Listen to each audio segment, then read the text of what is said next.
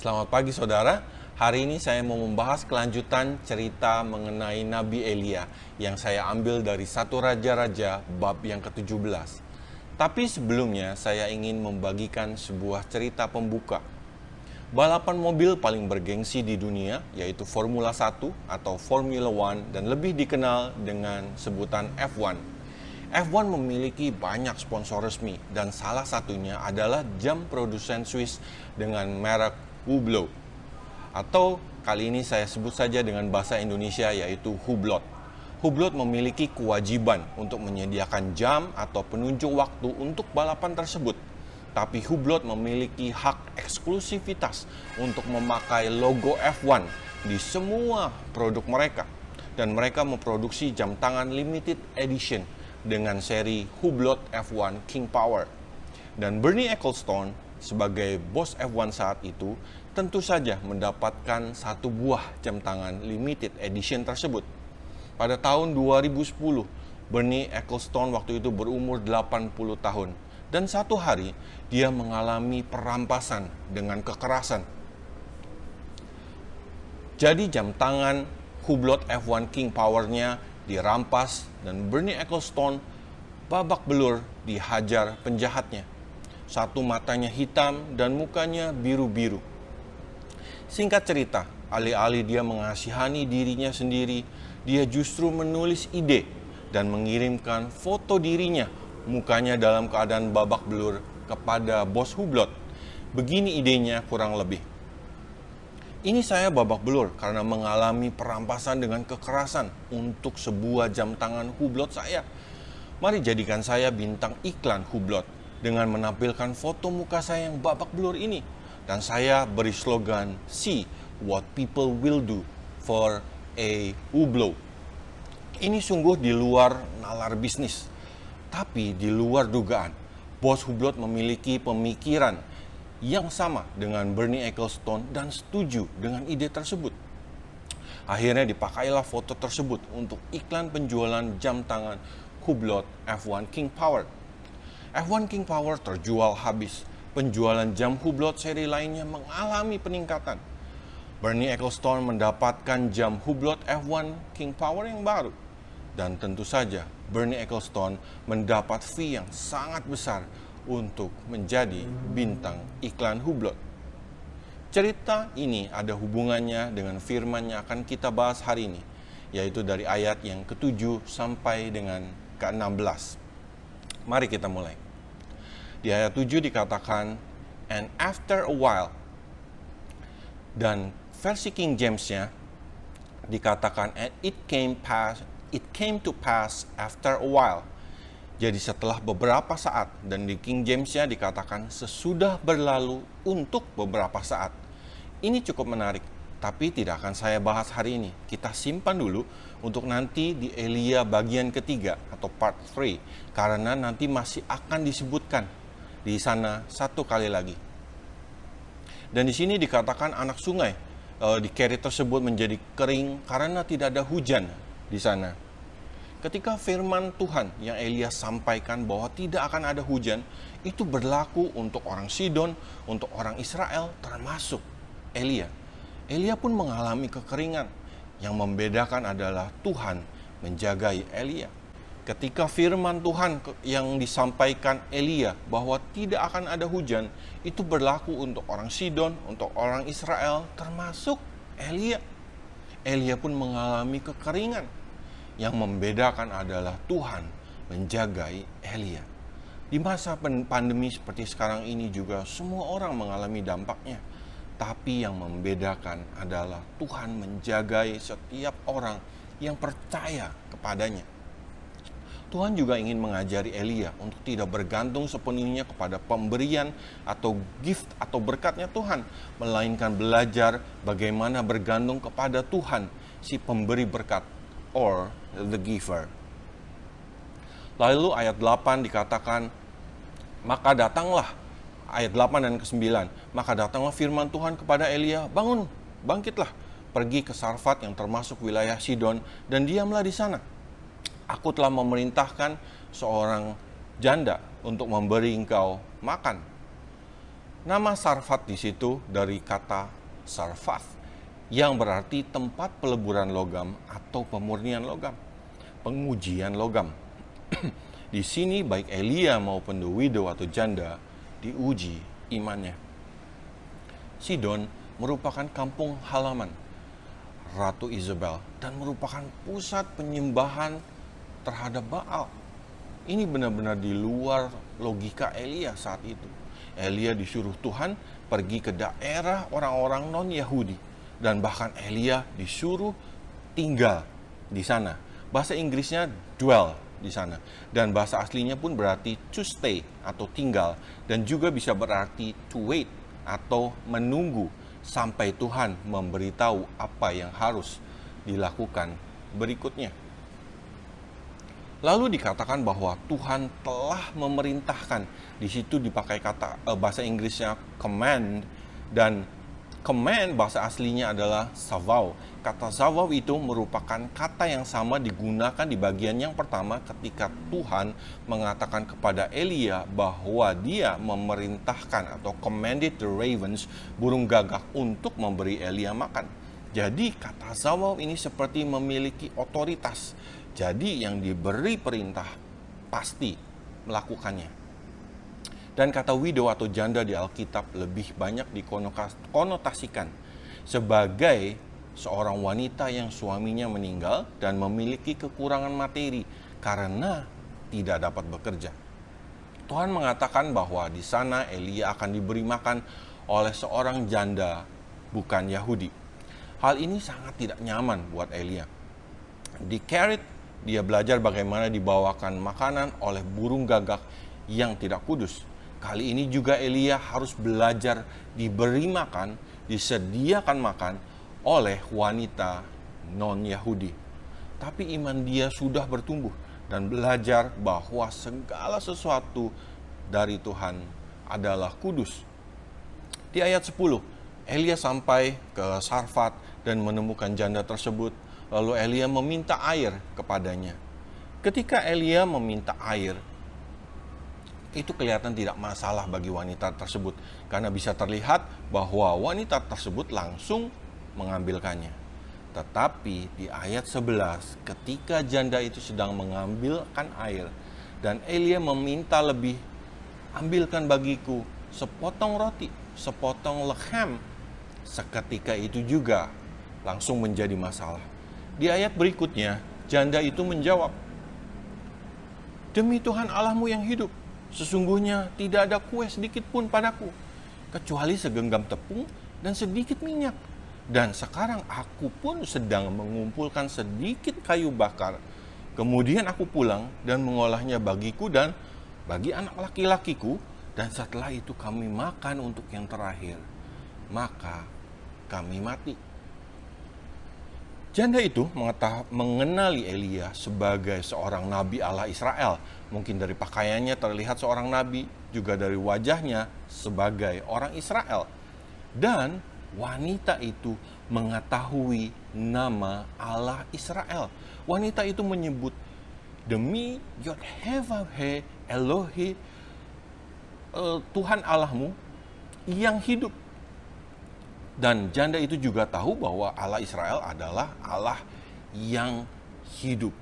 Jadi mengetahui nama Allah kita saja tidak cukup. Mengetahui bahwa Allah kita hidup saja tidak cukup. Orang tidak percaya juga tahu hal itu.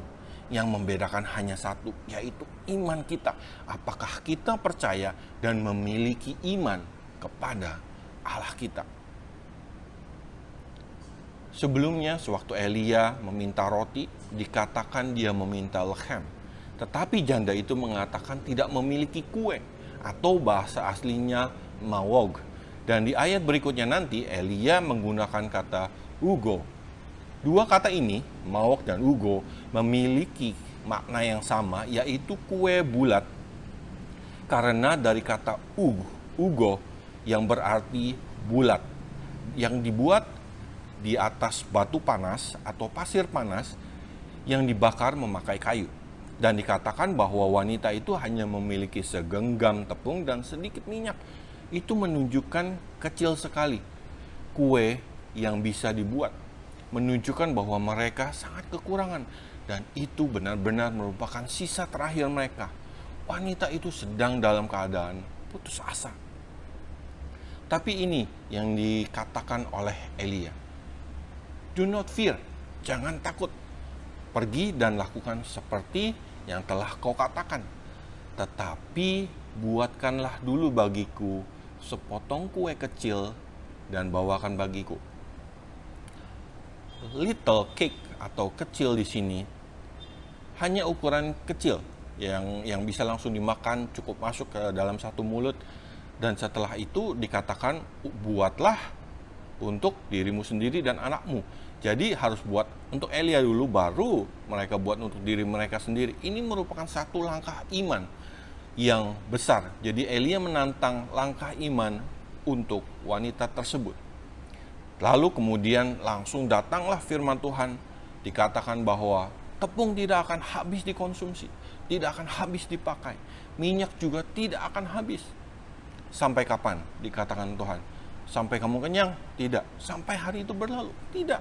Dikatakan sampai Tuhan mengirimkan hujan. Kapan itu? Waktu itu belum tahu. Jadi mereka harus hanya cukup menikmati saja sampai hujan turun. Lalu di ayat 15 dikatakan bahwa janda tersebut melakukan seperti apa yang dikatakan oleh Elia. Did as Elijah said.